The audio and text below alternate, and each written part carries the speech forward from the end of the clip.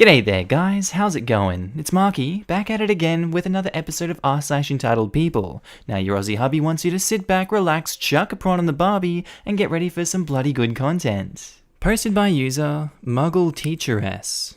Titled, I donated €5. Now you have to do whatever I want.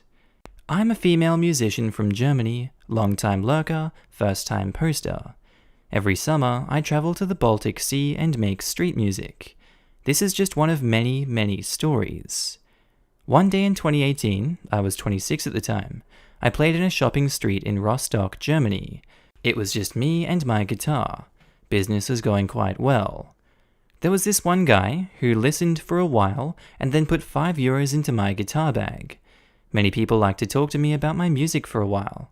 Usually I chat a little bit and then go on with my music. However, this guy wouldn't leave me alone. He wanted me to play a special song for him. I did, and afterwards I tried to play my own music again, which he didn't like at all. Every time I started playing, he grabbed my guitar and would accidentally touch my breast in the process. He told me that since he gave me so much money, I'm supposed to play whatever he wants. He said that usually he gets more of women he gives money to, and also that he usually sticks the money in other places other than their guitar bag. Ew. I kindly asked him to leave, but he wouldn't.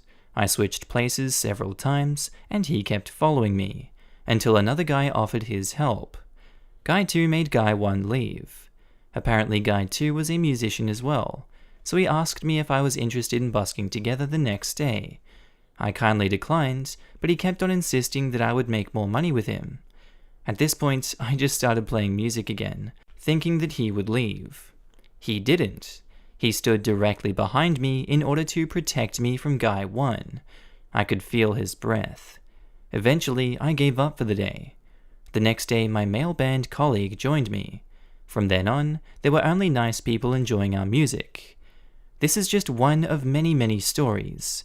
There are still so many men who think that you can buy a woman. All I want is to make my music, earn money from my holiday, and increase my audience. But something like this happens when I play alone almost every single time. Posted by user Painsomnia. Titled, Racist Karen Bites Off More Than She Can Chew. Just read another story here about a racist woman doing typical racist crap, and it reminded me of this incident from many years ago. I was sitting in the waiting room of a free GP clinic in Australia, and they had several big TV screens.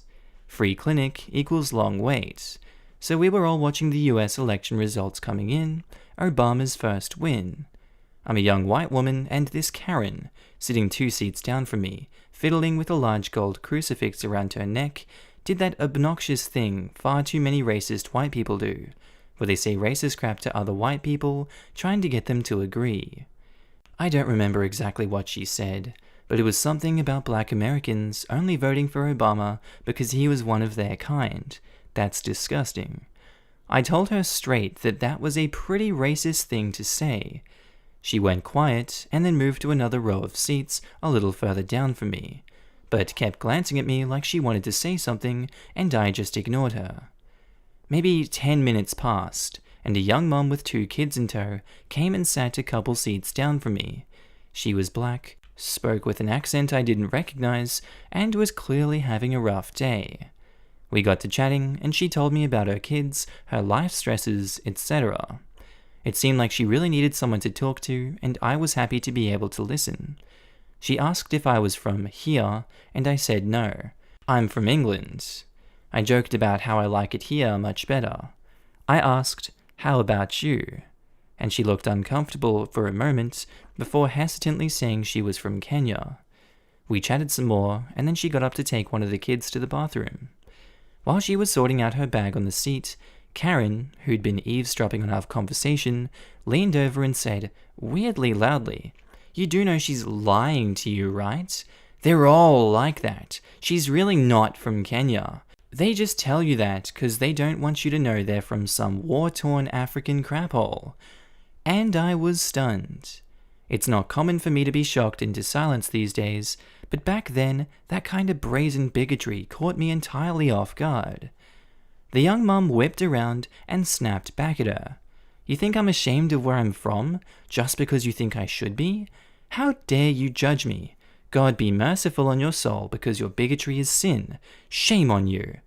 And she left for the bathroom before Karen could even stammer out a, "Well, I never." It was amazing. Karen turned around to me and said, "You see what I mean?" And I said, "What the hell is wrong with you? Mind your own fudging business."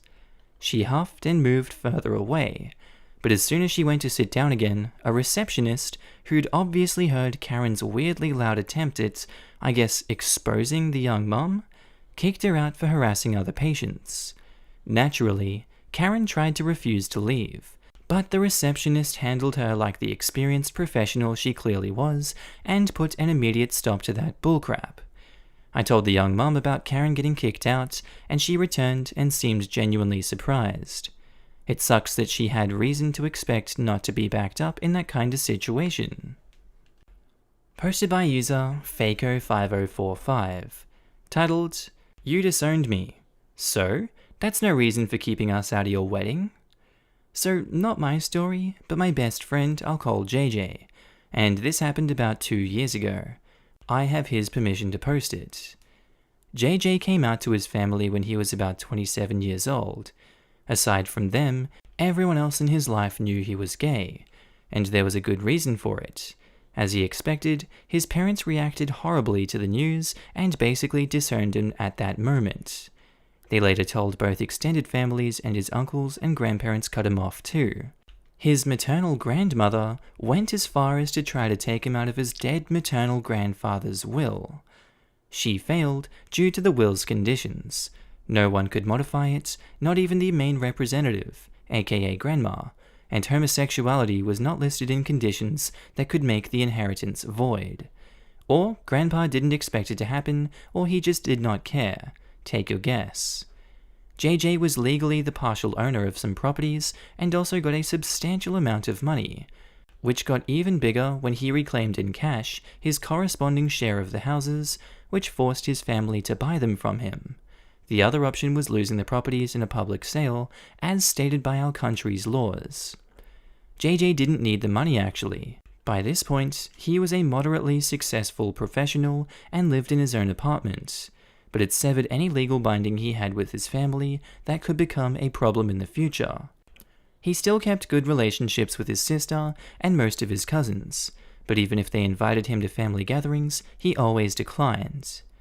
Fast forward 3 years, and JJ is getting married to his longtime boyfriend Sky, whose family was the polar opposite of JJ's. When they found out, they made the royal wedding-style plans for the guy's elopement. They were, are, very wealthy, and JJ contributed to the whole extravaganza with a portion of his inheritance.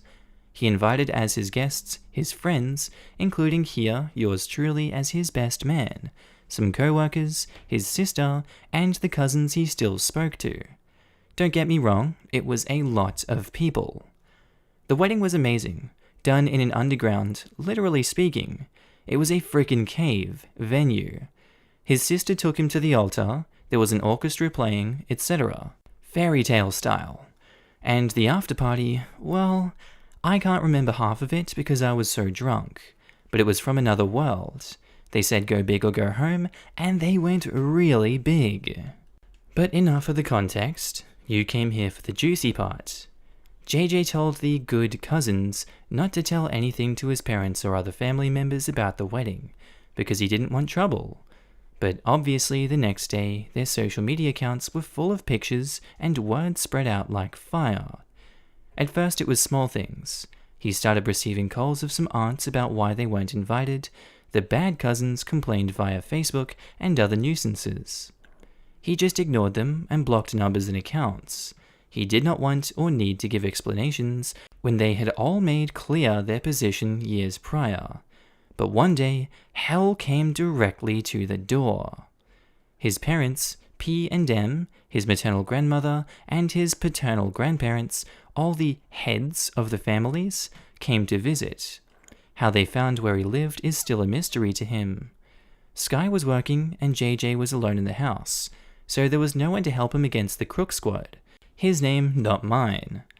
I can't actually transcript because he didn't use exact words when he told me this, but it seems at first they tried to be gentle, asking how they could leave them out of such an important event that directly affected the family. Dudes, really? And things like that. His mum even used the "you took my chance away of seeing my only male son marriage" argument. He pointed out that they were the ones that expelled him from the family and that they hated everything gay. Half of that wedding was LGBT crowd, if you're wondering. They classified his exile as a misunderstanding. The bickering between the six continued for a long time until he got tired and asked what they wanted, as he could not redo the wedding. MG spilled the beans. Ungrateful brat. At least compensate us for not inviting us to a wedding that we paid for. That was the problem. Maternal grandmother and his parents were mad that he had used the family money on the ceremony. He told me they actually thought he paid for everything and had burnt out all the inheritance when it was more of a 30 to 40% of the deal. Sky's family paid more and JJ still had inheritance money, and they wanted it back. They had brought the paternal grandparents with them as an additional emotional leverage. As I told you earlier, JJ had made sure that money had no legal bindings to his family anymore, but for some reason they still believed it was theirs to a point and were mad that he had spent it. He confronted them and they threw away their facade. What came next was a serious fight in which both JJ and his father ended up hitting each other until the neighbors called the police. Charges were pressed on both sides, but in the end the case was declared a tie. Don't ask me how that was possible because I don't know. And JJ was not forced to pay 1 cent. He was also able to ask for restraining orders against all of them. Till this day, JJ is still shaken about the event. He had prepared himself for years, knowing that his family would hate him because of his sexuality, but he still retained some hope that far in the future they could mend things up. He lost that hope after they tried to emotionally scam him. Thanks for reading. Posted by user Chaos Kitten. Titled, "You Can't Have Breasts Bigger Than Mine." I'm adopted, and my adoptive mother has always been very thin. She's currently a size 6 and freaking out that she's morbidly obese. Needless to say, I did not have the best relationship to food and weight growing up. I hit puberty early and blossomed with hips, butt, and breasts. By the time I was 14, I was 130 pounds with rather large breasts. I was measured as a triple D at a bra store. My mother refused to believe this and completely freaked out, because it was utterly unreasonable that I'd have bigger breasts than her. I would have to cut my breasts with my hands to prevent them from spilling out of the bra when I bent over. I couldn't run or jump without them bouncing out. My mother thought that this meant I needed an underwire bra, and so she bought me a bunch, and insisted I wear them rather than the less painful non-wired bras. Do you have any idea how uncomfortable it is to be wearing an A-cup when you're triple D? I literally have scars under my breasts, and it decides of them from the underwire digging in so deeply. It's been years, and I'm still not over it. I'm still very bitter and upset. Every time I look at myself naked in the mirror, I see those scars on my side, and I get angry. Posted by user Alula. Titled, "I pay rent, so I own this house." Thought this would fit here. English is not my maternal language. Backstory. My parents used to own a house on a big land. When my other siblings went away for college, the house felt too big for our needs, so my parents decided to sell the house, but not all the land. They built a smaller house on the part of the land that they didn't sell. A few years after, we moved to a city 2 hours away and kept the house as a place to go during the summer. My parents decided to rent the house as it was well located and had a really nice view. Renting it meant that they could use the money towards the mortgage and taxes. In enters our Karen. Karen and her boyfriend rented the place so she could be closer to her work. From the start, my dad made it clear. The place was meant for rent, and my parents planned on living in that house after retiring. At the time, both of them planned to work for at least another 20 plus years. They would, of course, notify Karen in advance when they wanted to take back the house, so she would have plenty of time to find a new place. In return, they asked she notify them in advance should she wish to move out, so they could find a new renter. The lease also stated that my parents would have some of their things in a locked storage in the basement as well as in a shed on the property, and that they would always call Karen before dropping by to get something out of the storage, which was in the basement and connected by the garage so they wouldn't even disturb Karen. For a few years, Karen was an okay renter. She paid the rent through a check each month, she smoked inside, and didn't take care of the land. But my dad didn't make a fuss about it. Real trouble started after around 12 years. Every few months, Karen's checks would bounce back. My dad would call her to ask about it. Karen would profusely apologize and rectify the situation. Then it became every other month until it was every month. Finally, my dad had enough and called her about the lease and the rent. During the call, Karen argued that since she had been paying rent for the past 12 years, the house was now hers. My dad was shocked, since that came out of nowhere. She tried to explain to her that she was renting the place like they had agreed on since the beginning. Karen went on a beer fit about how she had paid so much over the years and she was the one living there and taking care of the place, which she was not at all. Therefore, it should be hers. She threatened to take my dad to court. Now, where I live, there are many laws which protect the renter, and it can be a real bear to deal with when you have a nasty renter. My dad hired a lawyer to make sure everything was in order. After a meeting with Karen, where the lawyer was present, she realized she didn't have much of a case since all paperwork concerning the house was at my dad's name, and the original lease clearly stated that it was a rental. My dad offered her to stop renting should she wish to after the whole debacle, but she wanted to stay in the house. He made her sign a new lease where it stated again that this was a rental, and that should she not pay or cause trouble again, my dad would give her the shortest possible notice of eviction allowed by the law. Karen's is still renting the house after almost 20 years. My parents are not close to retiring yet. Do hope it won't turn into a crap show when they decide to take back the house. Edit. The question, why did your dad let her sign a new lease? Comes up a lot in the comments.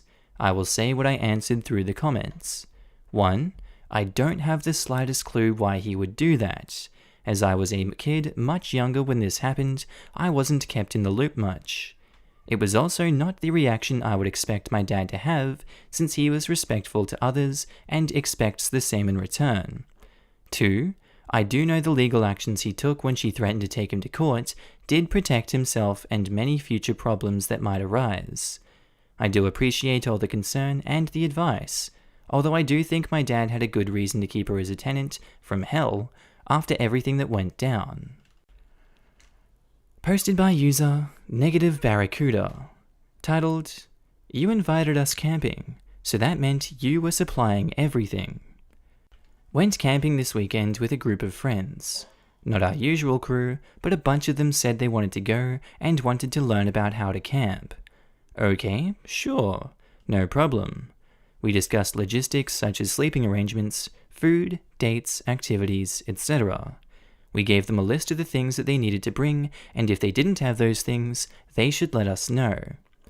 We got to our camping location a day early and set up. Chilled. Had some good food. It was nice. The rest of the camping group shows up, and 2 of the people literally just have the clothes on their backs. I offer to help them find a spot to set up their tent, since it was supposed to rain the next day. They're like, You didn't set that up yet? No, where's your gear? You invited us camping, you were supposed to bring everything we needed. Guys, they literally just had the clothes they were wearing and nothing else. I called the rest of the group over to discuss this, pulled out my phone, and verified they had been told to bring stuff. I even showed them the texts and asked them why they didn't say anything in the group chat about not having camping supplies. You said you had spare stuff, so we didn't need to get anything. Yeah, but you had to tell us so we could bring it. They were super ticked when we didn't give them our main tent. They had to sleep in ragtag thrown together spare stuff that everyone contributed. I had 1 spare sleeping bag, no extra air mattress, etc. So they were basically sleeping on the ground. Everyone shipped in spare clothes, warm socks, and even spare boots since it was so cold at night. But he never did get both boots back. Just one. We have no idea where the other went. Oh, but you bet your ass those two brought weed, got hella stoned, then got caught going through my fudging cooler for food, and had the audacity to complain about the terrible snack selection. Yeah, I'm celiac, motherfrickers. My main snacks are literally hidden because of a box of cookies cost me $5, and my wallet cries. So no, I don't have a bunch of stoner snacks around.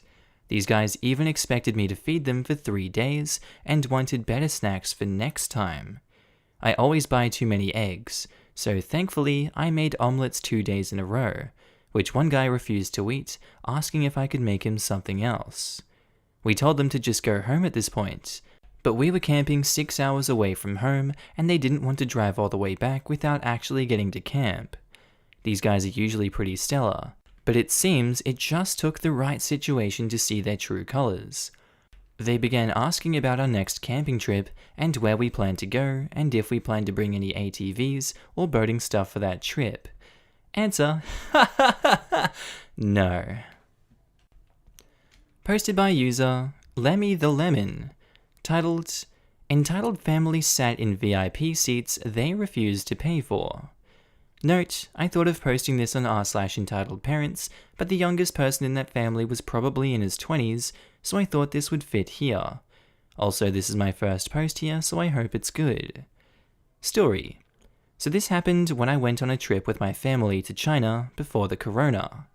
We went to see a show where we sat in VIP seats. Everything went well until we went to our seats and discovered the entire family was sitting at our seats. Someone who worked there tried to tell the entitled family to move, and they didn't. We managed to get them away because they were from the same country as us, and when we talked to them in our language, they were so shocked that we knew what they were saying this whole time, and so they finally went to sit somewhere else. But instead of going to their seats, they just sat in another VIP seats again. The person who worked talked to them again. This is how the conversation went. Miss, sir, these are not your seats. Please pay for the full VIP price or go to your actual seats. But these are our seats. We paid for VIP.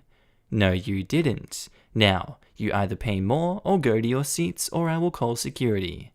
But we paid for these seats. The entitled family continued arguing with the workers until the show began.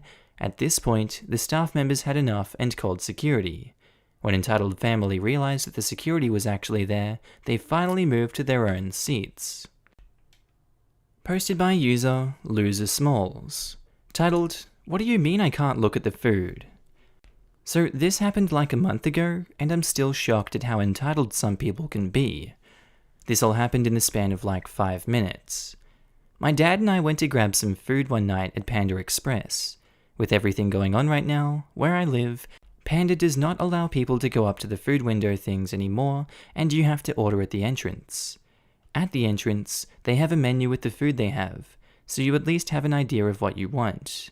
To avoid people going up to the windows, they use chairs to block the path. So my dad and I were waiting for our food, when a guy came in, looked like 50s or 60s in an electric wheelchair, and just drove in the direction of the windows with no sign of stopping.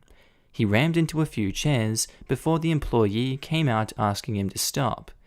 The guy stops and just stares at her and says in the most disgusted and annoyed "What?" I have ever heard. Their conversation went a little like, "Sir, I'm sorry, but we can't have people go up to the windows right now due to the virus outbreak." "What do you mean I can't go up there?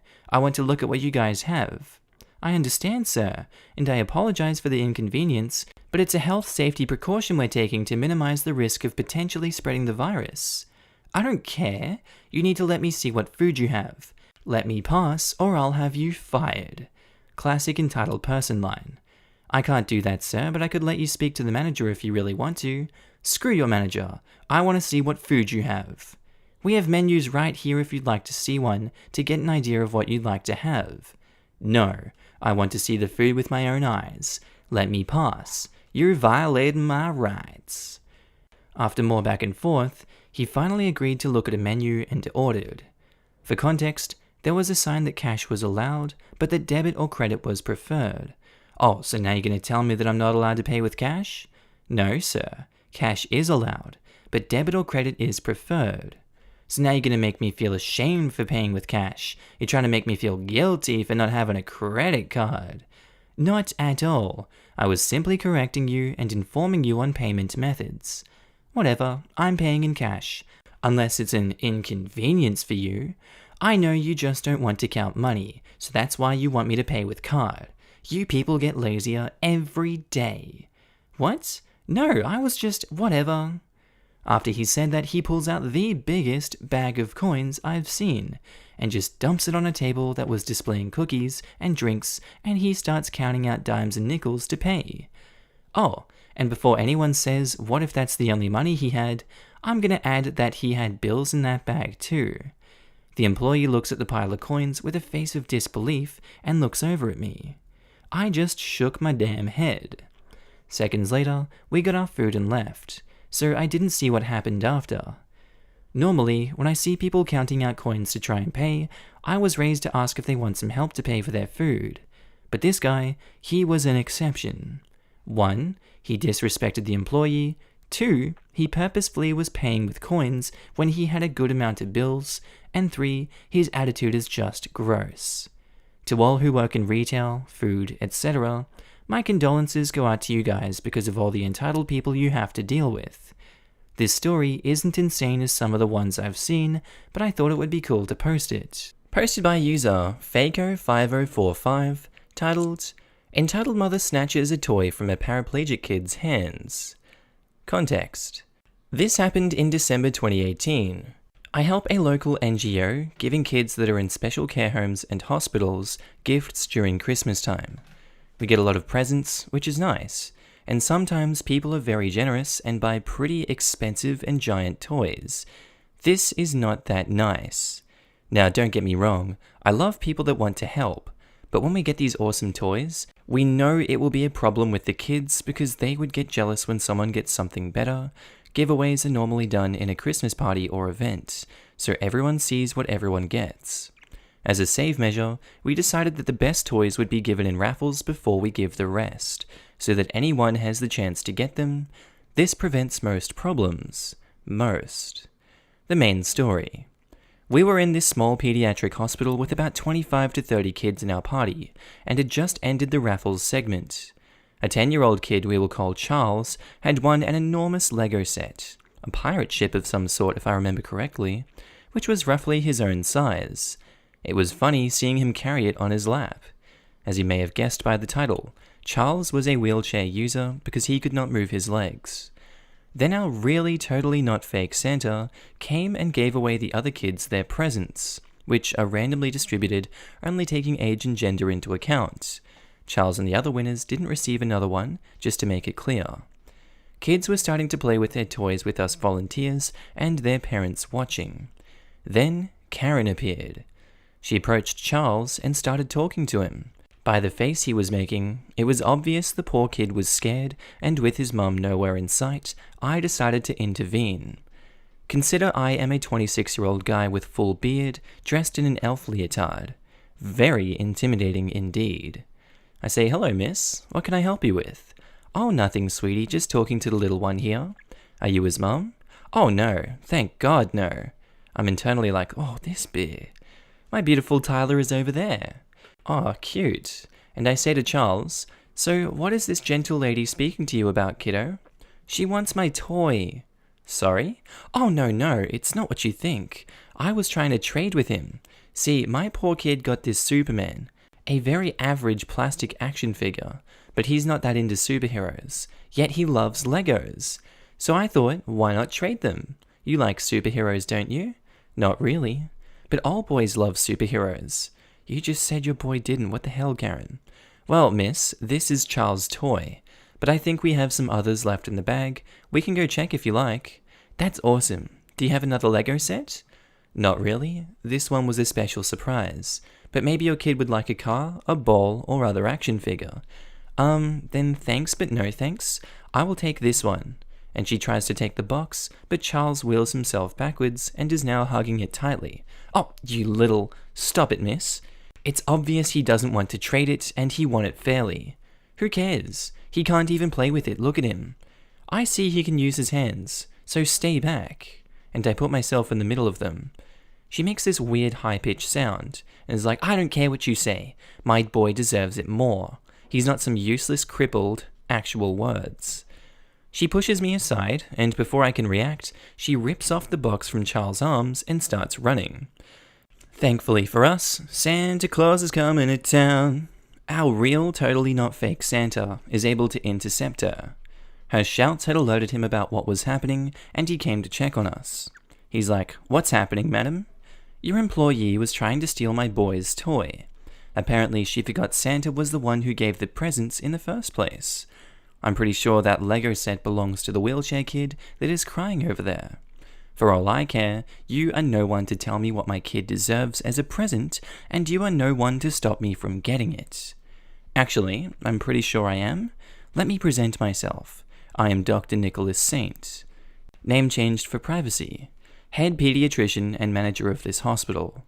Unless you want to be kicked out of the premises, you will give that toy back immediately. Who would say? Our real, totally not fake Santa was actually a fake, and he was also an actual manager. What a Christmas miracle for poor Karen. The woman was basically paralyzed, so Santa took the toy and returned it to Charles. Where's your mum, kid? My dad, he is in the other building, filling in some papers, I think. Well, while he comes back, our bearded elf friend here, that's me, is going to take care of you, yes? Yes, Dr. Santa. I think he had partially heard what the doctor said to Karen. Perfect. Now for you, speaking to Karen, you are in the naughty list. Come with me. I'm sure our social services office would love to hear about this incident about a woman attacking a child. What? Please no. The two left the room with Karen crying like a spoiled kid. I took care of Charles until his father arrived and told him what happened. He thanked me in return, and then we all could enjoy the party. On a side note, I had the chance to meet Tyler, Karen's kid. He was mad about his mother trying to trade as Superman, which she had thrown into the floor before leaving. As far as I could see, he really liked superheroes after all. Thank you all for reading. Posted by user Vishan, titled, My sister tried to steal my cat. My mother warns me. I see red.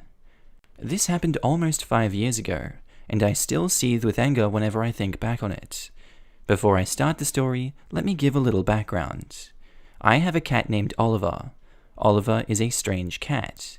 He doesn't really meow, and he tends to make these odd quaking sounds. Mrez and mez. When he does make sounds, you know he wants something, or he's happy that you are awake. It makes you feel honored when he does talk to you. I have 2 much younger sisters from my mother's second marriage. The sister in this story I'll name Anne.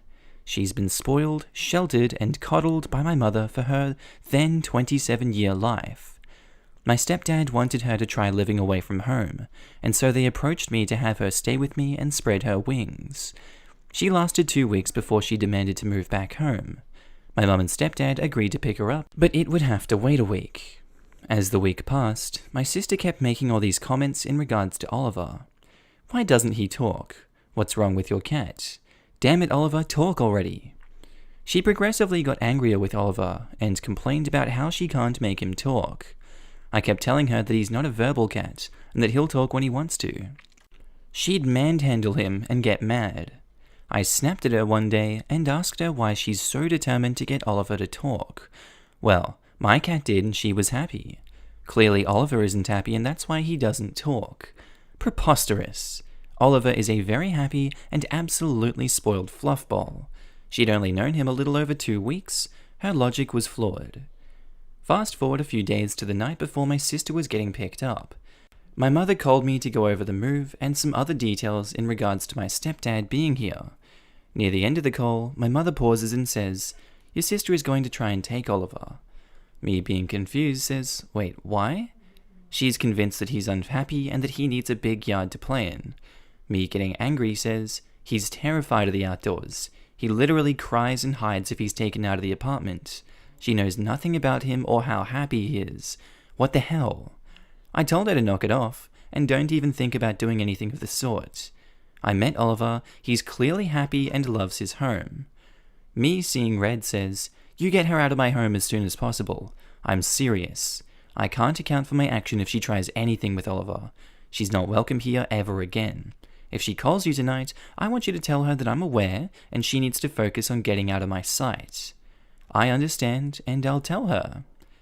We finished up our conversation and said good night. The next day, my stepdad showed up to move my sister home. I put Oliver in the bathroom and kept an eagle on my sister. When we were saying our goodbyes, she had the audacity to tell me, not asked, that Oliver would be happier with her and in the big yard that they have. I got angry all over again and turned to my stepdad and said, "You need to get her out of here before I start yelling." And he did exactly that. She kept insisting on coming back for Oliver, and he silently pushed her into the hallway. My mother later told me that Anne kept bad-mouthing me and demanded that they take him away. My mum had to put her foot down and say something along the lines of, "How would you feel if someone stole your cat?" This hit home, since my sister had lost a cat a little over a year before. I haven't talked to my sister since, and she's still living at home at 32 years old. Oliver is doing great. He's the best cat, and I love his little quacks. I started dating my boyfriend shortly after this incident, and he adores Oliver as much as I do. He spoils the furball to no end. We are constantly surprised at the new shenanigans Oliver gets into. We're pretty sure that he watches cute cat videos while we're sleeping to learn new tricks. I'll include a link to an Imgur album I made ages back of Oliver's pictures. Posted by user, "My Toddler Can't Eat", titled, "Entitled Mother Tries to Stop a Child from Getting Surgery." So this was on my B-Day last year. I'm on mobile and can't spell for crap. Our cast are me, who do you think? SO, significant other, OD, me and significant other's oldest. CS, chill son, the middle child. T is our toddler, the one who is having surgery. EM is entitled mum, EK entitled kid, and all the nurses and doctors. So me and significant other were bringing our kids to the hospital for T's surgery, which is a feeding tube change. We went in to check in and did all the stuff that you have to do. As luck would have it, the check-in was next to the emergency response, and there she stood, entitled mother, screaming at the desk, "My child needs to be admitted now." As we worked through the emergency response to the operating room, entitled kid grabbed the shoulder of toddler and entitled mother started berating me, saying, "Why are you going first? I have an appointment. Let my child go before you. You don't need." My toddler screams in pain. CS and OD start telling at EK, entitled kid has pulled out the toddler's tube when I wasn't watching. Entitled mother says, "You monster, your children are..." So I cut her off and say, "Ma'am, we're here for surgery. Please let us go to the operating room." Entitled mother grunts, "Whatever." And I say, "What are you here for? If it's urgent, then the nurses can get you admitted very quickly. My poor baby has a stuffy nose." I didn't see the rest of that, thank God. Posted by user NellyJelly155, titled, "Entitled Families Spray Autistic Children with a Hose." So this happened around 7 years ago, I think. I believe I was about 13 at the time. It was the summer holidays, and me and my family were at my mum's friend's house. I was outside with the kids, playing with them. One thing I should say is that my mum's friend's child is quite autistic. He doesn't talk, and when he does, it's rather limited, and he makes a lot of loud noises to express himself, some that people who don't understand may view as odd. My brother, who is also autistic, acts in a very similar way to this. So on to the story. We were all playing in the garden, and the child in question, O, was making some rather loud noises, as he usually does. He was just expressing how happy and excited he was. No big deal, right? Well, apparently, the neighbors really hated that this innocent child was disturbing their peace, and before we knew it, we were all soaked from a hose that the neighbors had turned on and held over the fence. Naturally, O started crying loudly as he was confused, and suddenly soaking wet, and as was my brother. Both our parents came running out to see what was happening, and once I told them what was going on, our dad stormed out of the house and banged on the neighbors' front doors, absolutely fuming. Our mothers got the kids calmed down with some snacks, and got them changed and dried off before letting them out in the garden again. By this point, they were fine and were back to their happy selves. Unfortunately, no charges were pressed against the neighbors, but thankfully it was the first and last time they did anything like that again. Posted by user Dax Arian. Titled, Entitled Karen Screams for Not Getting as Much Discount as She Wanted from My Loyalty Card. This story is 5 years old, and I was a 19-year-old who was still in college. There is a bookstore about 5 kilometers from my home that I was a frequent visitor of. They had a loyalty program, and I had this particular VIP gold card that gave me massive discounts of about 25 to 40% per book. Now, this is an exclusive card, which is probably owned by about 200 individuals in the whole state. My grandfather had a few stores in town, and we rented our place to this chain during their initial years without much mortgage or rent, and this was a gift from them. I am also well known to the people in the store, as I used to go out on the weekends during my school days to help them stack and arrange new books and everything. I used to love being there, so I am a familiar face and has never once actually displayed the card on the counter. Everyone just searched my name and gets the card number in the bill for me. This one fine day, I was in the store searching for books, and I spot this lady, her husband, and her son in the store. They appeared new to the store as they asked me where they can find the children's books section. I liked the kid, as he grabbed this particular book called Wings of Fire by Abdul Kalam, a man I truly admire and respect. His mum, who actually had taken a lot of books already, said he can't have that book as that'd make it too costly. Now this is probably a $3 book, and it would come cheaper with my discounts, so I politely asked the husband if it's okay that I gift him this book. The husband must have felt bad, probably, but after I insisted, he said I could gift their child the book. As the billing section, I had the book billed separately, and the family noticed how there was a massive discount on my bill. They asked the cashier, and they said about my membership. The father opted to get an entry-level card, which offered them some store credits or something, but the mum wasn't satisfied with this. Told me, not ask, not politely, to use the gold card for her books. I think I was kind of a pushover back then, just asked them to bill it under my name. Also, I'm not losing anything here, right? Yeah, self-respect wasn't something I was truly aware of back then. Apparently, this woman had picked up a lot of magazines, and they weren't included in this discount category. She started saying how my card was a scam and useless, and how I wasted their time. I did not know what to say, as they were getting a really good discount on the other books, which they wouldn't have gotten with a year's worth credit. But nah, this woman was eating me up alive there. The manager at the store was cold, and he, someone I have known for years, asked if there was some reason for me to stay here. It was difficult for me to explain the story with the yelling Karen maid, and the security got involved. I somehow managed to give the embarrassed child the book, and the husband did thank me. I had met this man a couple years later, and we acknowledged each other. The question that always pops in, how are people so confident of themselves that they go ahead and create an unwanted scene, or should I use shameless? Don't know. Posted by user Deranged Behemoth. Titled, Entitled Mother Calls the Police on Me for Stealing Her Daughter, who is my girlfriend, and an adult. Sorry this is long, but I hope those of you who read it will enjoy it. Background. This happened about 5 years ago. My fiancé and I have been together 7 years about this month. We were hoping to get married this year, but might postpone due to the circumstances. We were reminiscing some old stories yesterday when this one came up, and she suggested I share it. She was my girlfriend at the time, and at the time I was fully aware that her mum was a few fries short of a Happy Meal, but this was the pinnacle of her behaviour. If you guys enjoy the story, I actually have a few more I shall share if you like. Sorry for the length, but I hope you guys enjoy it. FYI, there's a happy ending. Haha, title of your sex tape, that entire sentence. Cast. Entitled Mum, my future mother-in-law. Girlfriend is Ellie.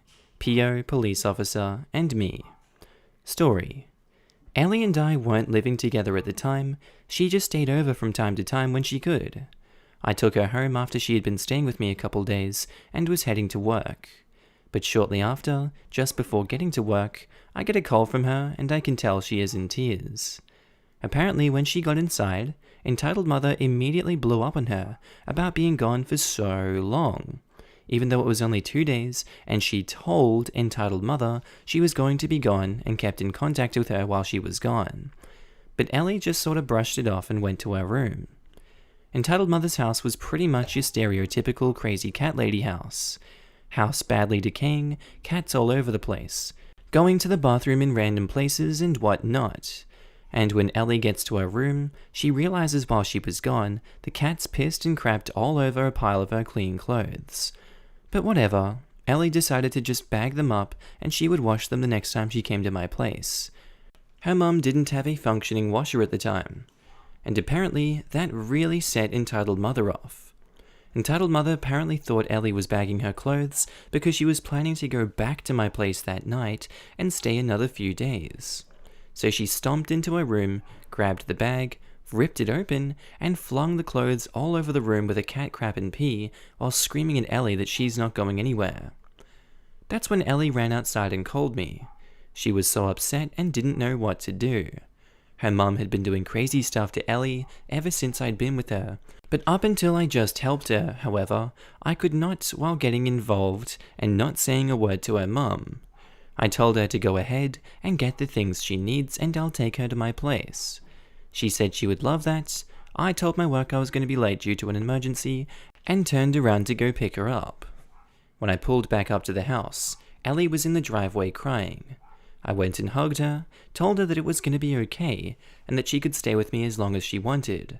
So she went back inside to get her things.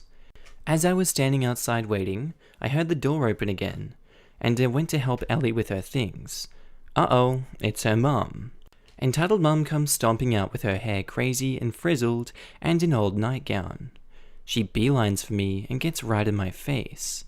Entitled Mother, with an extremely thick, high-pitched southern accent, says, "My daughter said I need to come out here and ask what you think of me." I knew that was a blatant lie, and Ellie would never instigate this. "You got something to say, huh? You think I'm trash, don't you, huh? That's what you think, isn't it?" Again, up until now, I'd completely kept my mouth shut, and was trying to maintain that. But this woman was up in my face, freaking out, and was tormenting the woman that I loved. So I finally looked at her and broke my silence. "Why do you treat her like this?" "What do you mean? That's my daughter, and I worship the ground she walks on." "Oh, really? So calling her a tramp, beer, expletive, and a tramp is worship?" Censored for brevity's sake. Yes, I've heard her say this with my own 2 ears. "I would never say anything like that." I'm getting rather irate, and I say, "Bullcrap, I've heard you say it." There's an explosion that takes place, and she says, "You get your fudging ass off my property." Okay, I almost never find myself in situations like this, so I'm not used to it. I say that because after she said this, I pretty much saw red. I'm not proud of it, but I just started shouting every curse word in the book I could possibly think of at the top of my lungs while she went back into the house.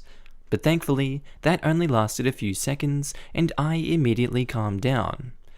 So finally, Ellie comes back out with her stuff. We put it in the car, and I assume that it's over. But Ellie turns to me and says, "I'm sorry, but we can't leave yet." "Why not?" "Mum called the cops." I sort of had a feeling that would happen. No big deal. So we just sat and waited for the cops to arrive. After about 10 minutes or so, a cop car pulls up. Right when he does, Entitled Mother comes out of the house, and oh my god, yes, she was doing exactly what you would think. She instantly puts on the fragile, brutal old lady act, hunched over, walking slowly the whole gig.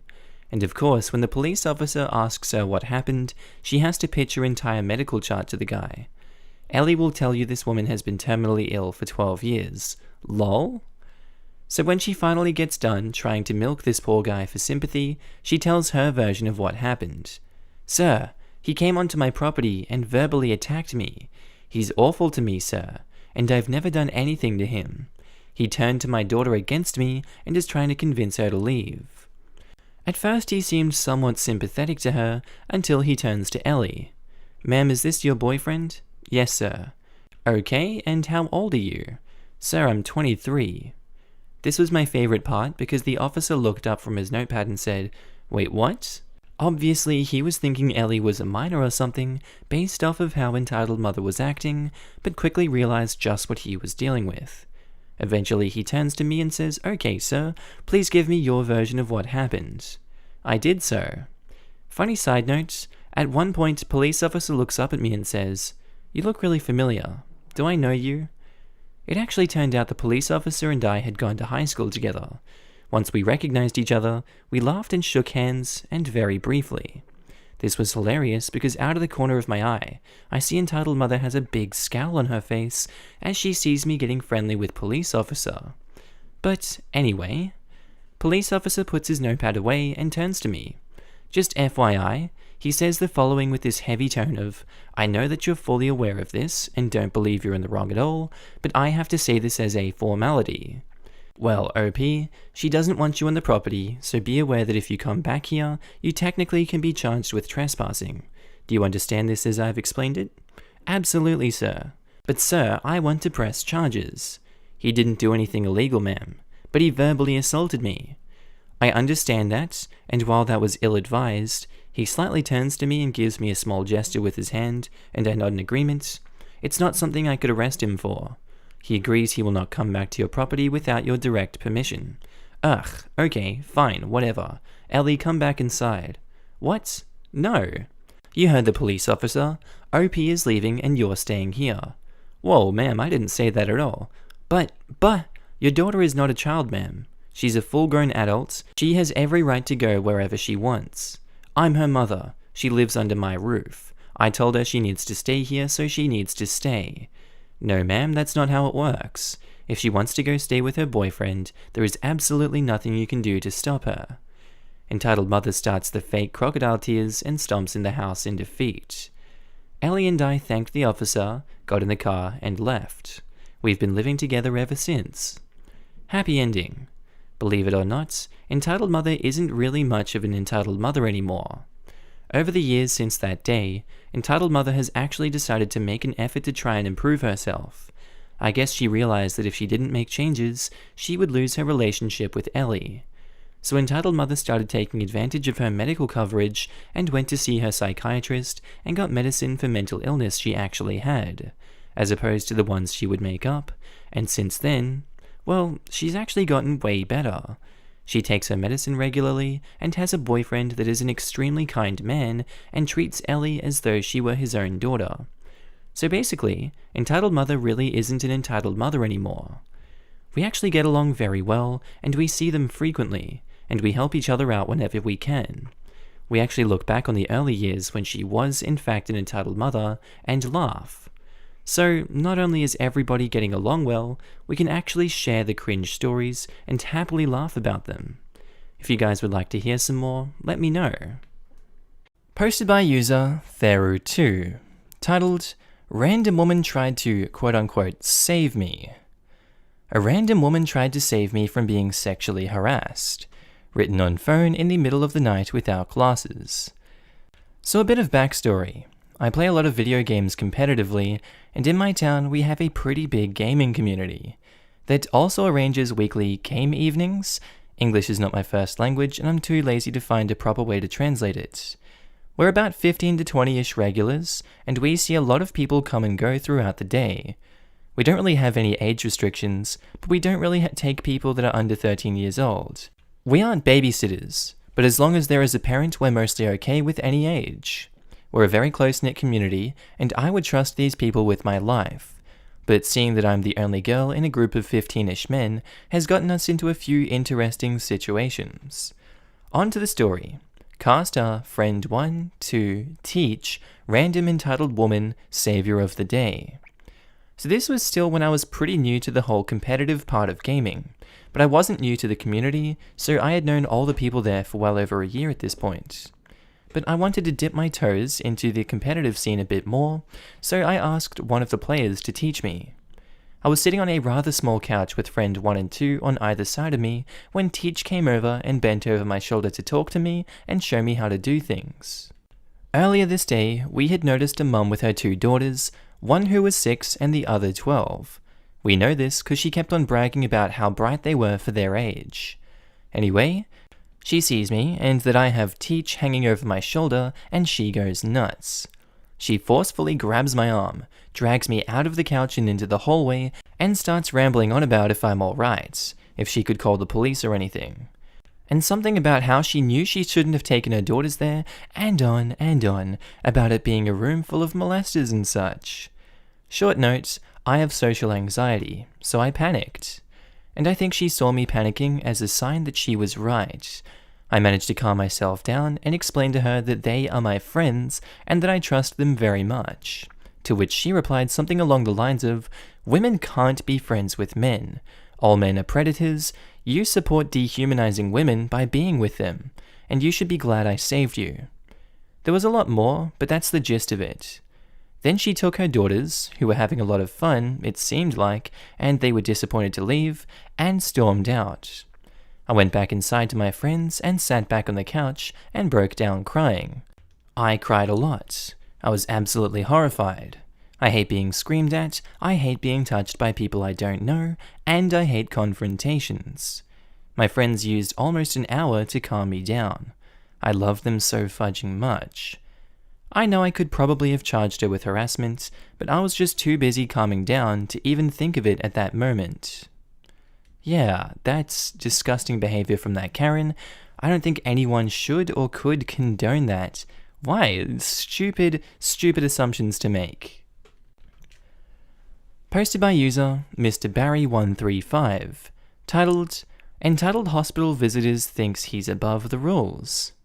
In Australia, when we visit the hospital, we're allowed to visit for 1 hour a day for obvious reasons. I was going in to see my grandpa that needs open heart surgery, and when we get to the hospital, we have to sign in and say who we are visiting in case of an outbreak. The guy in front of me in line just walked straight through, and I thought that he must work there or something. To my surprise and amusement, after I signed in and made my way to the elevator, there was a massive commotion. This guy, who previously barged through, was being cornered in the elevator by security. The security were nice at first and asked him to leave, but the entitled parent decided how he could possibly be in the wrong. Entitled parent, in all his wisdom, thought it would be a great idea to pull his phone out and start filming. Next thing poor entitled parent finds out is that once filming starts, police must be called. Entitled parent quickly backtracks, but it's too late for his blocked in the elevator. In typical entitled parent fashion, the next few words are of course, "You can't do this, it's illegal." He then, to my surprise, runs and barges out just to be tackled down. The screaming and screeching from this man was so loud, it could be carried through the whole floor. Instant karma. From what I understand, even in the States you have to check in, show your ID, and inform the hospital staff who you are visiting before they let you through with a special visitor's wristband. You can't just stroll in anymore. I thought we had to do that before the pandemic. Every time I've visited family in the hospital, I have to give them my ID to scan, and then I got my name tag with whom I'm visiting on it. Yes, we did. I won't be surprised that hospitals are stricter now because of the pandemic. Posted by user Artistic Anomaly 1414, titled, "Ex-Roommate Demands Everything I Own." This happened back in the beginning of 2017, involved a myself and BR, or bad roommate. Now, I had moved in with bad roommate in the 3rd semester of college after having 4 previous bad roommates. People who stole my food, refused to help around the house, left me mountains of dishes, and did everything they could to make me miserable and blame me for their actions. At first, everything seemed fine. Bad roommate and I had met in class, as we were both in the same major, baking and pastry arts, and we hit it off pretty well. I thought she'd be a perfectly normal roommate, but boy was I wrong. When I moved in, she had a roommate who was moving out at the end of the semester as she was graduating. That girl was an absolute angel, and I have no idea how she puts up with bad roommate for as long as she did. Due to this, bad roommate and I shared a room. Big mistake. Our beds were next to each other, and she had the two in the room pushed together prior. No biggie, we slept facing opposite ends of the bed and whatnot. But this is where a lot of the red flags began. She'd start asking to borrow my clothes, no big deal. She was a lot smaller than me in every aspect, so most of what I had didn't fit her well. That was thrown right out, thankfully. But then, she started behaving strangely, acting like she was a completely different person at times, referring to herself by other names, including one whose name was directly ripped from a Kingdom Hearts character. She started talking about her body being a vessel for something like 20 souls, from a world that existed before ours and was destroyed in a galactic war, the explosion of the planet causing the Big Bang. Weird crap. Also about some gremlin that followed her and liked to sit on people that turned out to be the mother of the soul of the flying pirate planet princess that was inside her or something? I don't know. I was so relieved when the other roommate moved out and I got a room to myself. No longer did I wake up with bad roommate on all fours over me, giggling at 3 a.m. But it only got worse from there. At that point, I set up my TV with my Xbox and PS3 in the living room in the front of a couch that my friend gave me. I told her she was welcome to play it. That was a mistake. Whenever I was playing, she'd pitch a fit about how she was so stressed and absolutely needed to play on the Xbox. She'd tramp and whine until I gave in and handed her the controller. I was still a bit of a doormat from my previous roommates. This happened often, but what happened more often was her stealing my food. She lived off money her boyfriend sent her for food and smokes, refusing to get her job at a big chain grocery store transferred to where we were living for school, which was a good 3 or 4 hours from where she was from. She'd constantly complained about not wanting to spend her boyfriend's money, so she'd buy cheap $1 meals and frozen burritos, which there is nothing wrong with. That is, until all my food is mysteriously gone and the only things left are what she bought. And despite having eaten everything I paid for, she wouldn't help me at all. It got so bad I almost bought a lockbox for the fridge. I ended up using the mini fridge I had bought for snacks and drinks to hold 80% of my food for each week in my room, which she would still get into. Then came the Dungeons & Dragons group. I started a small group with her, 2 friends, and my boyfriend at the time. It was fun at first, everyone joking and having a laugh. But as soon as any character gave hers a hard time, or if we joked about her getting a bad roll, which she did when anyone would, especially me as I was the DM, she'd pitch a fit about how we were bullying and harassing her, and we shouldn't be allowed to make those jokes because it's mean and makes playing not fun. She soon quit, and we moved the group to my friend's apartment. This was around the time I moved out. The first thing I actually bothered to confront her about was a knife of mine, a $300 hand-forged knife from a smithy back home, with a beautiful camel bone handle. Gorgeous knife. I still have it, of course. I went home for a few days for a family get-together. I put my knives away before leaving. I should have taken them with me.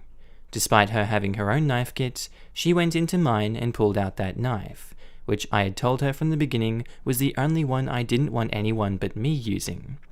I don't know what she did, but she managed within 3 days to not only get a layer of rust on the edge, but chip the blade and the camel bone.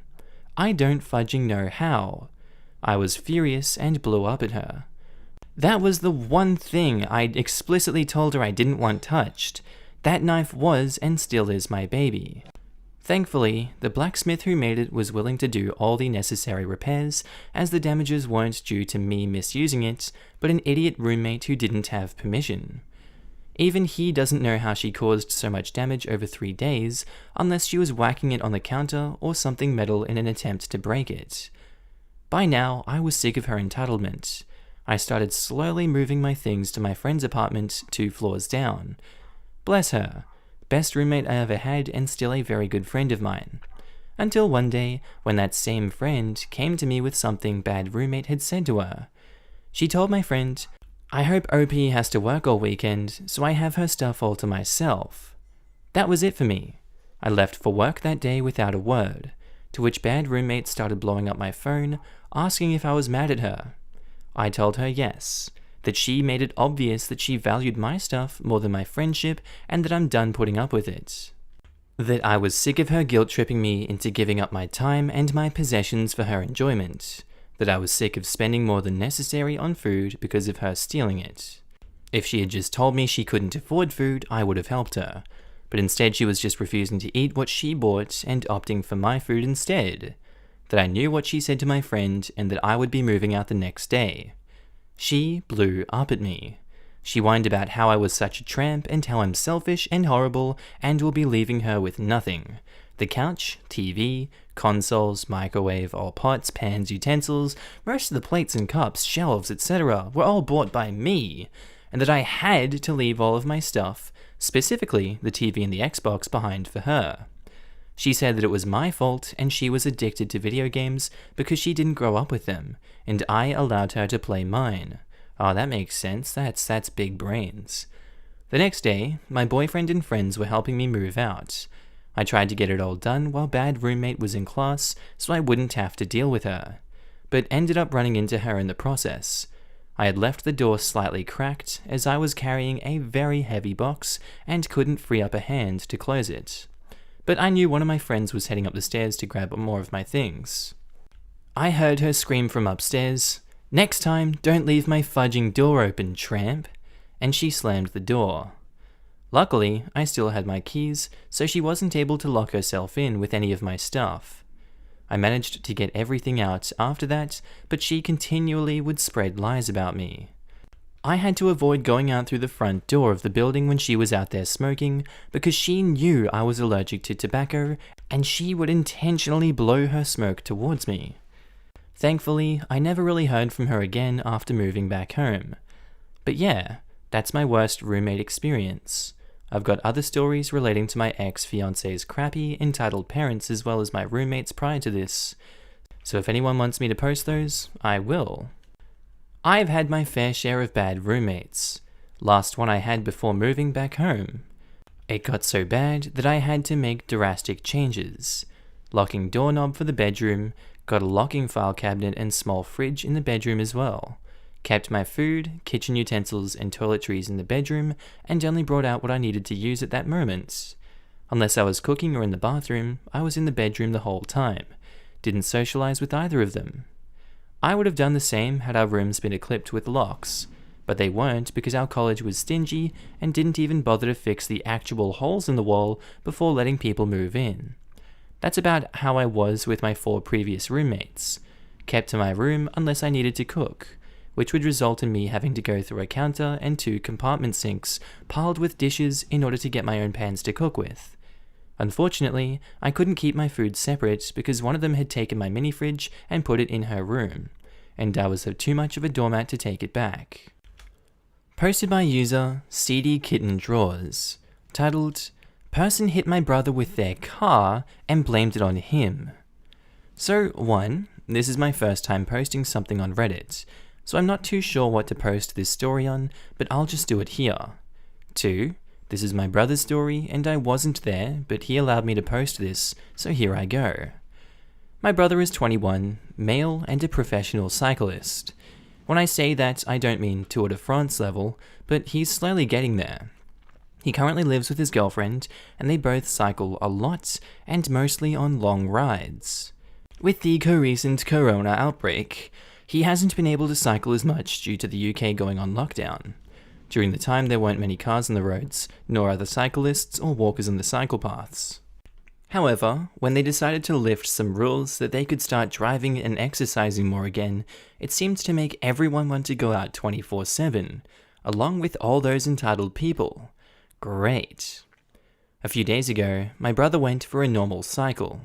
He does one every day, so it wasn't different from the rest. He also usually does the same route, so he knows his way around the place. He was cycling around a roundabout somewhere when a silver car, he can't remember the brand, knocked straight into him. It made him actually crash and fall over. He took all of the weight of the car on his shoulder and leg, and therefore couldn't move for days after. He said that if he would have fallen slightly differently, he would have died. The car pulled over, and that is where the middle-aged, 45-plus, male clambered out of the car looking like he could kill someone. The following conversation went like this: M is man, B is my brother. What the F did you do that for? walking towards my brother. "That wasn't my fault, your car hit me." He was still shocked from the crash and being alive, so he didn't really know how to answer. "Are you frickin' out of your frickin' mind?" Then continues to literally yell every stupid swear word of the flippin' alphabet and call my brother so many names, then blamed it all on him. Mate, you actually were the one that came up from behind and on the wrong side of where you should be, causing me to crash. The guy continued to argue and swear at him when two other men who were foreign also pulled over. Thinking they were witnesses, my brother seemed more relieved, but he was so wrong. They threatened him, also swore at him, and called him all this stupid stuff to mainly stir the conversation, probably to make him punch someone or cause a bigger scene than it already was. In the end, the other men just told the guy to just drive off and leave my brother there, to which he did. The other men did the same, and my brother's girlfriend picked him up. He was so shook over the whole thing, so he didn't catch their number plates. He didn't go to the hospital, partly because he said he was okay, and partly because he wasn't keen to go there when COVID is about. But he's now at his house and not able to move a lot. He's getting better, but he won't be able to cycle for a while. I know this isn't the greatest story, but I thought I could share it. By the way, my brother is now ordering a GoPro for his bike. Edit. Thank you guys so much for the support. I didn't expect this many people. All your comments are amazing, and my brother loves all the support that he's getting. Posted by user Colored Ribbons, titled, "You're in my spot." Yo, I'm a long-time lover of this subreddit, and made this account just to be able to contribute to my own entitled person story. Background. I'm a teenager, and I've been a busker for a few years now. I busk in a rather large city near me, and tend to stay up with my sister for a couple weeks when I can go to really busk it up. This city has a good buskers code. Things like, you can't stay in a space for more than 2 hours, no amps over a certain volume, and if a busker has already set up, you either need to be a certain distance away from them or wait for them to move. This is important. EB is entitled busker, NL is nice lady. So it was the October holidays, and I decided to get an early lunch so I could set up on the high street for the lunchtime rush. I grabbed my pretzel and haul all my equipment to a spot on the high street far enough away from the busker up the street a little as to not cause any problems. It's about 11:30 a.m.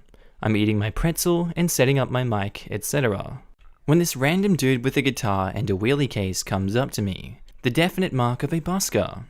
I'm 16 at this point. Entitled busker had to be in his 30s, around 6'5", and I'm 5'2", so I'm a little terrified. And this goes down. He's like, "Hey, I'm entitled busker." "Hi." I shake his hand. I think he's gonna give me some advice or something. "This is my spot. I need you to move." This spot was absolutely perfect. In the shade, not obstructing anything, and has got pretty heavy foot traffic by it. Busker's heaven. I hadn't seen this guy in this spot for the whole 2 weeks I'd been there.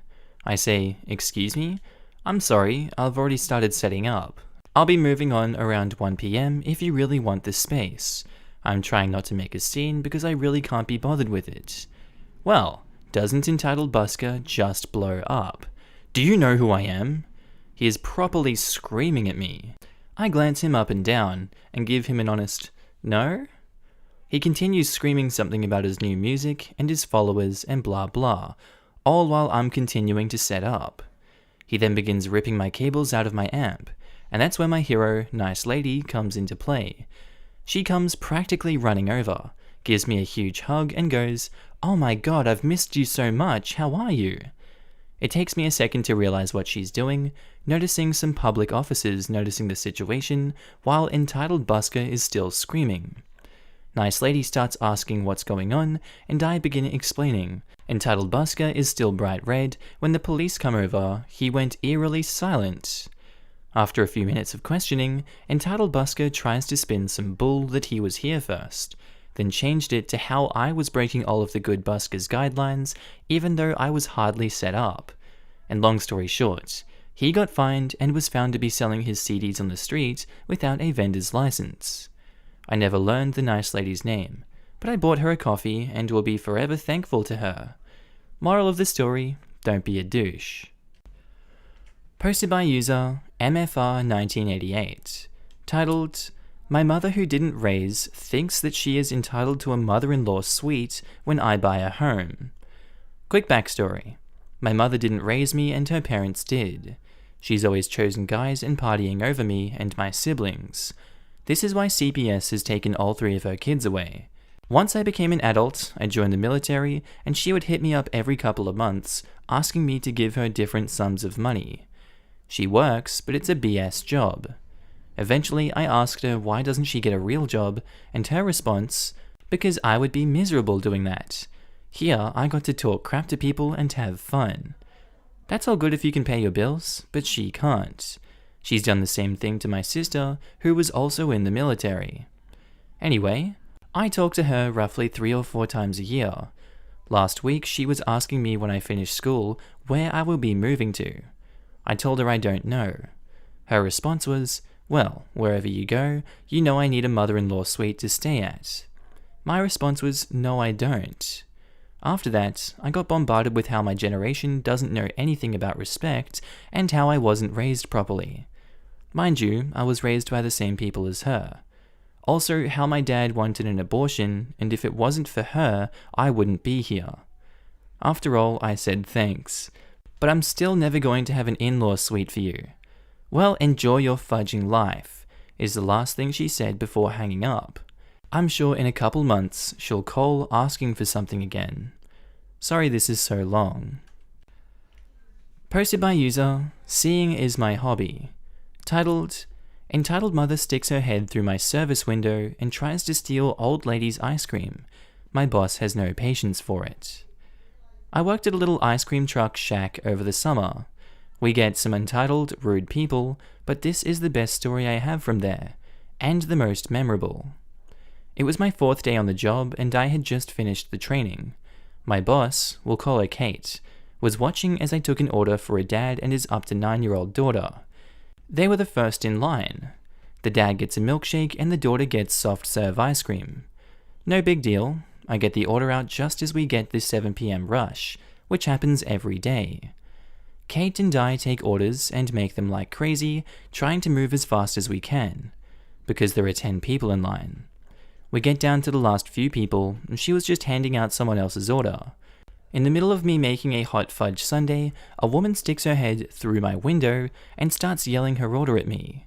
I give the response that I would be happy to take her order once I finish the one I'm already on and to please wait outside.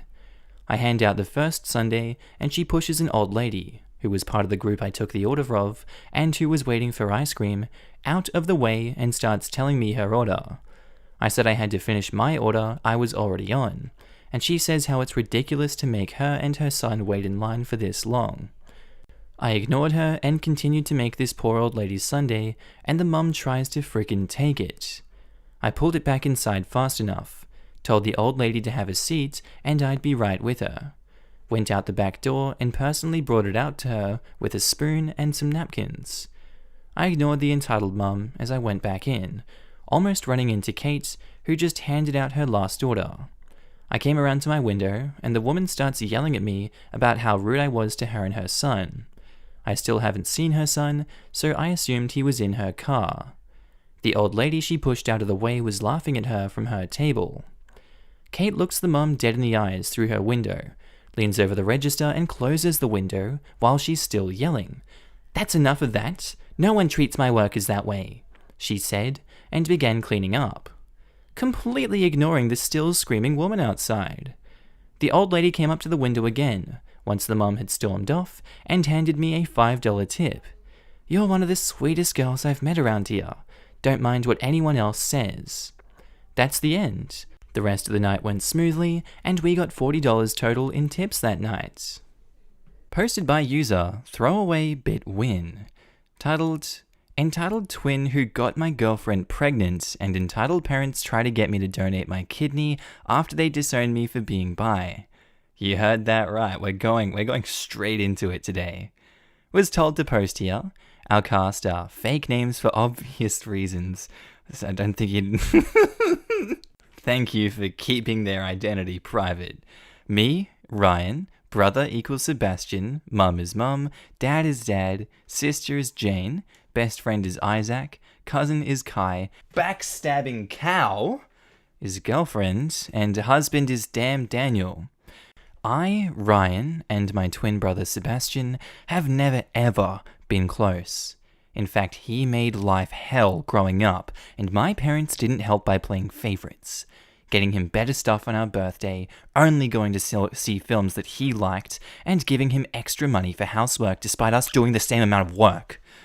He would always put me down, belittle me, bully me with his friends at school, break my stuff, and his then blame me and was just a pain in general. Growing up, the only people I knew to rely on was my older sister Jane, my cousin Kai, and my best friend Isaac, who all knew what an awful person my brother was. Anyway, cut to when I was 17, and I had my first girlfriend, someone I loved very much. We didn't have sex, because she wanted to wait till her 18th birthday to lose her virginity. But it turns out she was having an affair with my brother behind my back for half the time we were together, and only got caught when it was revealed she was pregnant. I was crushed. She knew how much I hated my brother, and she saw some of the awful things he did to me, but she still went and did that. Cheating is bad enough, but to do it with him, of all people? I punched him in the face and broke his nose and made him lose a tooth. But according to my parents, I'm the one in the wrong, and now have to help this girl who is carrying my brother's child, and have to help support them. My brother then said he had no intention of being a father, and told my girlfriend to get an abortion. She then ran out of town, and I never saw her again. Don't know if she had the baby or aborted all I know was that she was gone, and my folks were still praising my brother as the golden child. I was still the black sheep, and failure as per usual. Another year goes past, and me and my brother still despise each other, but I had started dating again. It was a long while, but I found someone. Found a boy I liked. I'm bisexual, and this new guy Daniel I had met at college caught my eye. He was deaf, and I studied sign language out of boredom, so we got talking and things just seemed to click. We date, fall in love, bring him to my friend Isaac's party to introduce him to my friends, and all feels great. At this point, the only one who knew I was bi was Isaac, but one day, walking into a cinema holding my boyfriend's hand, I bump into my evil twin. He points, laughs, and says some homophobic remarks. I tell him to go screw himself, and I go see a movie with my arm around my boyfriend. When I got home after dropping my boyfriend home, I knew I'd be facing something as I walked through the front door. I saw both my parents on the sofa, my mother crying about how on earth could she have given birth to someone so disgusting. Was it too much to hope that she saw the light and was talking about my brother? But no, she was talking about me and how I'm a stain on our family's name. My father gets up to yell at me, spout homophobic remarks and slurs. At this point, I see my brother up the staircase with a crap-eating grin on his face. He then comes down and says he's uncomfortable with sharing a room with a guy like that, and my folks kick me out there and then. With what little clothes and money I had, I went to Isaac's house, and his family took me in where I stayed for 6 months, actually experiencing familial love and affection, and Isaac's mother and stepdad I consider my own parents now. Eventually, me, Daniel, and Isaac all get a 2-bedroom flat together, and all is good for the time being. So cut to December last year. Me and my boyfriend, now husband Daniel, are married. Isaac was my best man. My sister and cousin Kai walked me down the aisle. I have a brilliant job in graphic design, have my own house by the sea, and life has never been better. However, I got a call from my sister that my brother was in hospital. I hadn't thought about him oh my god, this story. I hadn't thought about him that much over the 9-year period since I was kicked out. But being reminded of his existence brought up a lot of painful memories for me. I was told by my sister that Sebastian wanted to see me and that it was urgent. So I went to the hospital he was in and met my sister outside the front entrance. I ask her what this is all about, but she doesn't tell me, and that I need to ask my twin. So I arrive to where my brother is, who have my parents at his side, and my folks actually look happy to see me, as if what they did to me hasn't happened, and Sebastian also looked really pleased to see me. It's safe to say something was off. Eventually, I ask what's going on and why was I even here, to which my brother tells the family to leave us two alone. He looks so weak, as before he used to intimidate me so much. He told me that he was dying from kidney failure and has been the past few years, but now he didn't have long left. I knew immediately where this was going. He then said he always regretted that we never got along, at which point I told him no. He looked confused and asked what I was on about, so I simply told him I wasn't going to donate my kidney to save him. He looked as if I had just taken a crap in his food. He then went on about how bad the situation was, and that he was really sorry for all the things we did to each other growing up. Like, excuse me? We did to each other? I told him that I just wanted a brother growing up that cared and loved me, who wouldn't try and break me every day for 18 years. He then called in our mum and dad and told them that I wasn't going to give up my kidney. They then started to spout off that I owed them for my existence and that I have a duty to look after family. I asked them where that duty was when they kicked me out of the house, or where that duty was every time my brother gave me a black eye, or their duty was to look after their grandchild when Sebastian decided that he didn't want to be a father. I said for all the things he's done, from outing me to having an affair with my girlfriend and abandoning his child, that this was the universe's and my way of finally giving back what he dished out to bite him in the ass. I then turned around and walked out of the room, having that be the last time I ever saw Sebastian again. Not sure why they want a gay man's kidney anyway. I walked past my sister, who gave me a look. I gave her a look back, who then in turn gave me a look that said, I understand. After leaving the hospital, I felt as if a great weight had been taken off my shoulders. I went home and never looked back, pleased with my decision. Now, last week I get a call from my sister calling to inform me that Sebastian had died. She asked if I was okay, and I said I was, that I didn't really feel anything in all honesty. She said she understood to a degree, as Sebastian hadn't been all that kind to her over the years either. I had my husband Isaac there to support me.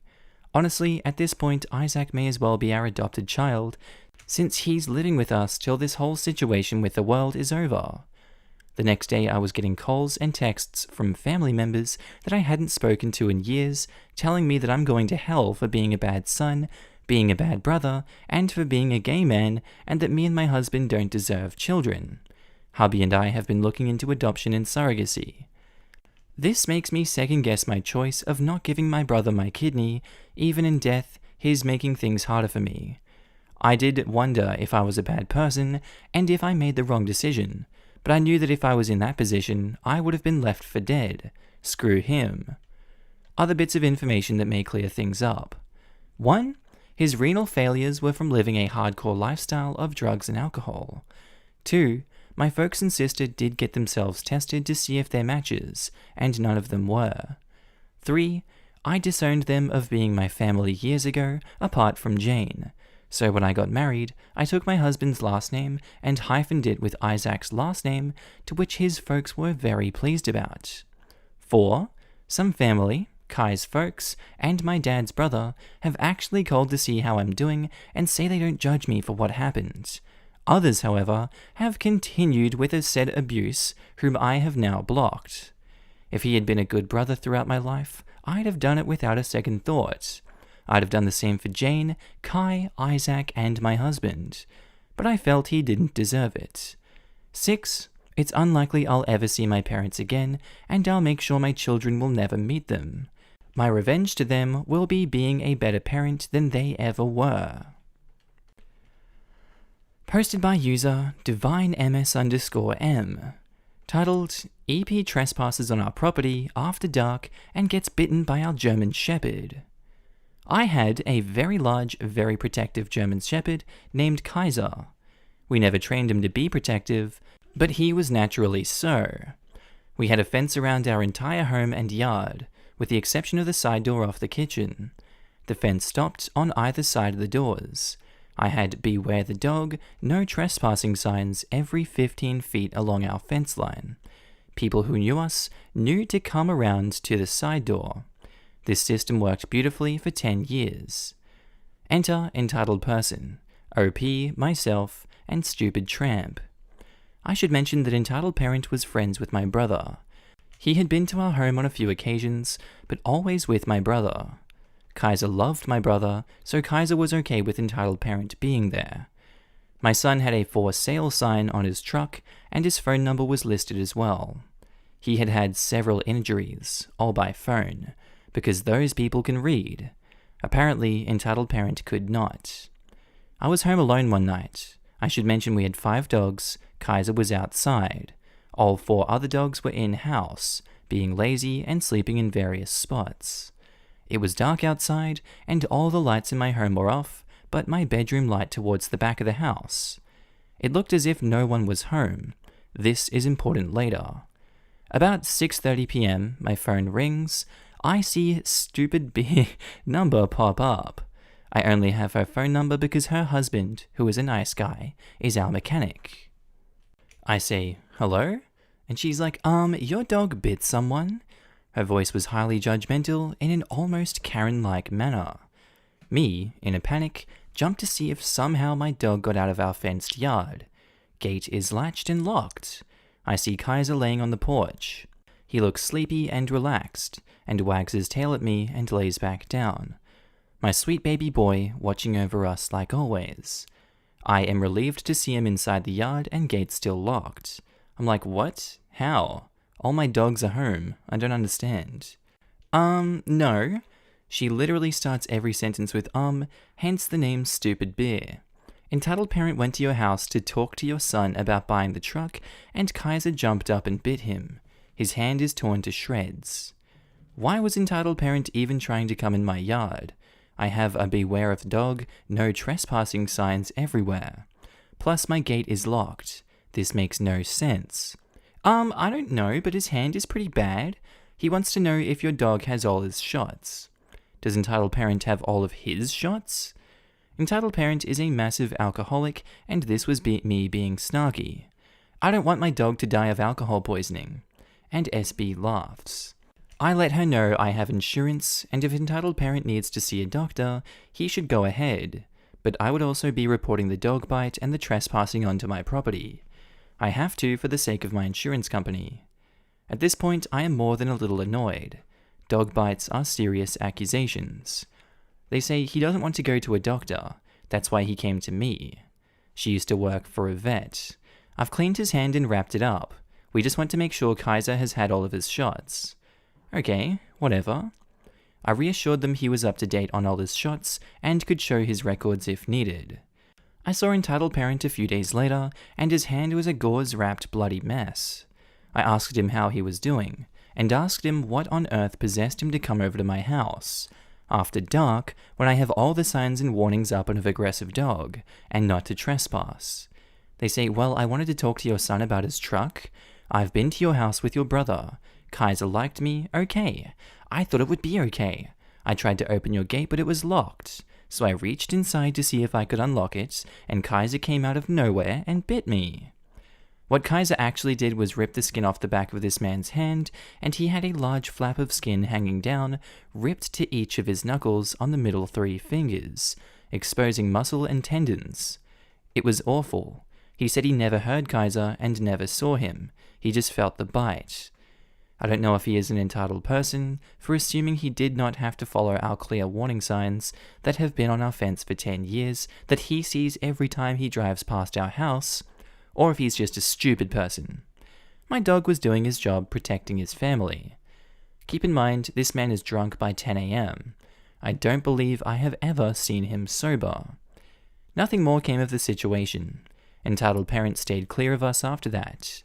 He did eventually buy my son's truck, but his check bounced, so he took it back. The guy really is an idiot. Rip Kaiser, you brave, precious, loving, protective beast of a dog. You saved us so many times. Thank you for reading. Wow, they actually killed the dog. What the hell? Posted by user Scrippin, titled, Mother expects me to split my stimulus check with my entitled sibling. To preface, I just turned 19 years old and my sibling is 20. I wasn't planning on getting stimulus check due to the fact that I thought I was considered a dependent due to not having a job and such, So I was just living my life waiting for when I can get my GED and a job. 2 days ago, my mum was cooking herself dinner and I walked into the kitchen to get myself something. She asked me if I would be upset if I didn't get all of my stimulus check, and she took some of it to pay for my GED and driver's education courses. I said that I would be a little upset. I wanted to make that decision for myself to feel like a bit of an adult, and that I thought I wasn't even going to get one. Next thing I know, she came back in from her car, angrily handed me my check, and said that I better be responsible with it. Now, call me unreasonable, but that was a little bit rude. But me being me, I just brushed it off, made myself dinner, and deposited it through my bank's mobile app. Yay! I got money for important adult things, right? Wrong. It's been 2 days now, and my mother just told me in front of my entitled sibling and dad that I should split my check with my entitled sibling. Now, I like to think I'm a pretty generous person with a big heart. I love helping people out and all, but my entitled sibling is the least responsible person I've ever met. They spend all their money on weed and knickknacks with no purpose. Especially since I need to spend the money on important things that will help me move out of this hellhole. I said no. After this, my mother went to bed. She said goodnight to my father and my entitled sibling, but not to me. Purposefully. It was one of the most petty things I've ever witnessed. My entitled sibling has apparently been complaining about not getting a stimulus check and is especially upset that I did. They're calling it unfair. I think it's perfectly fair because I didn't decide the rules for everything. I shouldn't have to shell out $600 to a person that's going to spend it on illegal things. Am I the one being unreasonable? Should I just eat crap and give them the $600? Or should I actually stick up for myself for once and spend it on things I need? Any advice would be appreciated. Your mum and sibling are totally wrong here and can get screwed. Alright, I just thought I would ask outside sources to make sure I was seeing everything right. Do yourself a favor, since they're talking about doing another stimulus check for $2,000, and get yourself a post office box.